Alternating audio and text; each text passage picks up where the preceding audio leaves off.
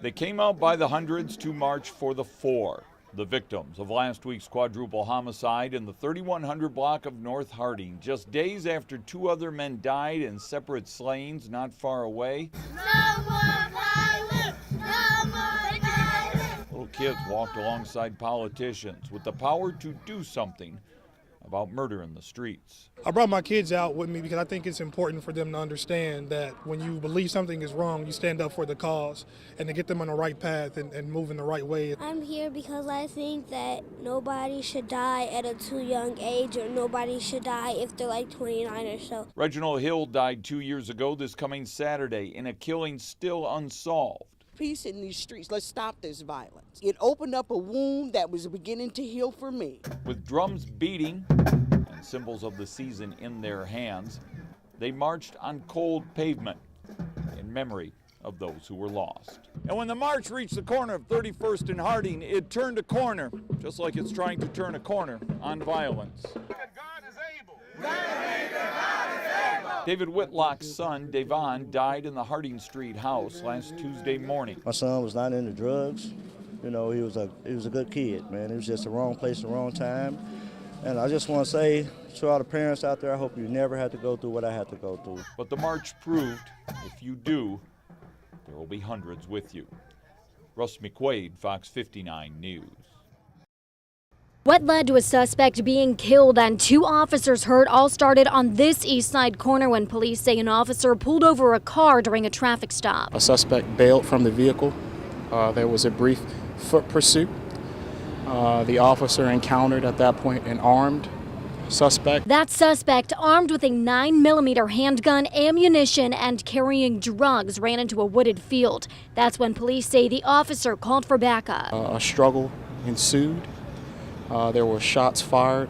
Two officers were wounded, and the suspect is deceased. Police say they're still investigating whose gun went off and how both the suspect was shot and the officers were hurt. But they do say the suspect tried to grab the officer's gun. Anytime an officer is faced with deadly force or life or death situation, they employ their firearms. That's what they're utilized for. About an hour later, and just down the street, the scene of another shooting. In fact, we were there when the gunshots went off. Police ran behind me with gunshots, with AK-47s, and told me to put my hands up. We weren't able to locate the person who fired those shots, and we did hear them. There were multiple officers out here who heard the same thing. Possibly the outcome of tensions running too high. Family members say they don't believe the suspect's shooting was justified. We were very angry with the police, and some want to retaliate against the police because of this. As they continue to wait for answers, police say the prosecutor's office will look at evidence and decide what happens next. Any officer involved shooting,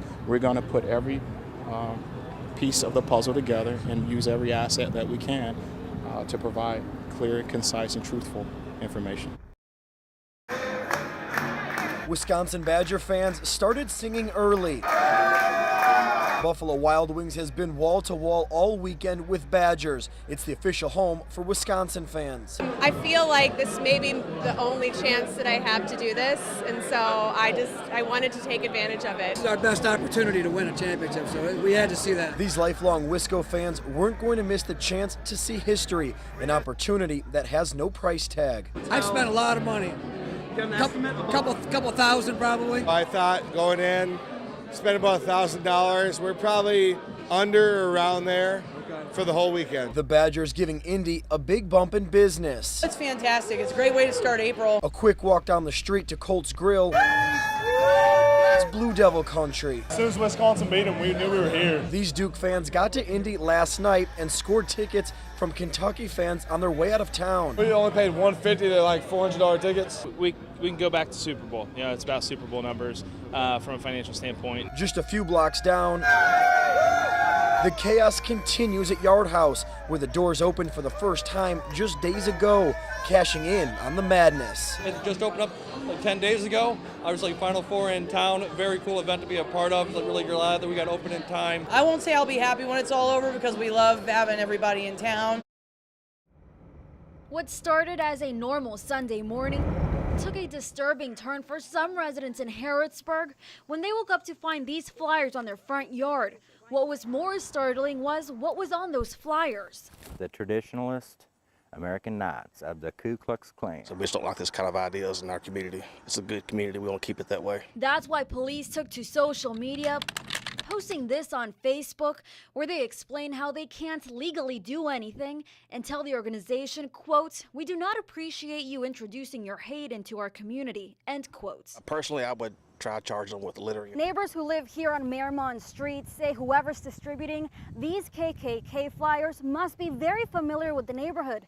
They say some houses were excluded, such as this one, which they say is vacant. It makes you think somebody knows this street and who lives in houses and who doesn't. My question to them is, why are they coming in the middle of the night under the cover of darkness? We tried calling the number on the flyer to ask them that question. Thank you for calling the Traditionalist American Knights of the Ku Klux Klan. No answer. No one is available to take your call. If you've got something, just an idea to spread, knock on the door in the daylight like everybody else. You have to get out in the middle of the night to do something, to prove something.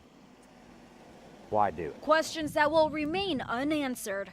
Covering the news in Mercer County, Jessica Reyes, LEX 18 News. That's Aunt Kelly. For this growing family of 6, Trying to get 4 kids anywhere is a feat. That's why planning a short trip to Frankfurt back in April to take these pictures wasn't an easy task.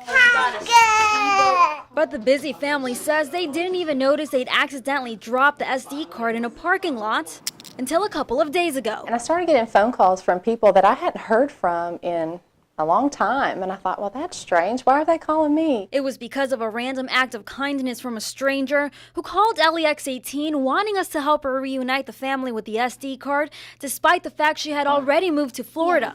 As a mother, she says she knows how precious those memories are. There still is goodness in the world, and she's part of that. But for this family, they say it was always about more than an SD card. Life just seems to be going by really quickly. Is that Ethan just a couple of years ago? Yeah. Wow. Oh my goodness. Look at these guys. To have pictures to mark moments in your life, that's huge. Covering the news in Lexington, Jessica Reyes, LEX 18 News. Amidst the downtown Lexington traffic, as skaters hit the ice, the sound of emotion stood out. My heart is torn in pieces. Music, balloons, and candlelight in Triangle Park. Family and friends of Patrick Puckett gathered to celebrate. When he walked into a room, he became the center of attention. So Ronald Cowherd figured what better spot to honor his son. The center of downtown. It goes back to him being the center of attention. They were there not to mourn Patrick's death, but to remember him on what would have been the week of his 19th birthday. On a tombstone, you have a birth date and an end date. We want to erase the end date and focus on the birth date. And that's exactly what they did, sharing tears and memories. No matter what you were going through that day, a big bear hug from Patrick, you forgot about all your troubles. He's so hyper, he would pick you up, hug you, whatever he needed to do. It don't matter if you was black or white or Hispanic, he loved you. If he was cool with you, then he loved you. Patrick played football, basketball. He was a high schooler, a brother, a son, and a friend. Even though he's gone, he's never forgotten, and he'll always have a little piece of my heart. Patrick will never be forgotten. Never. Covering the news in Lexington, Still my soul. Josh Breslow, LEX 18 News.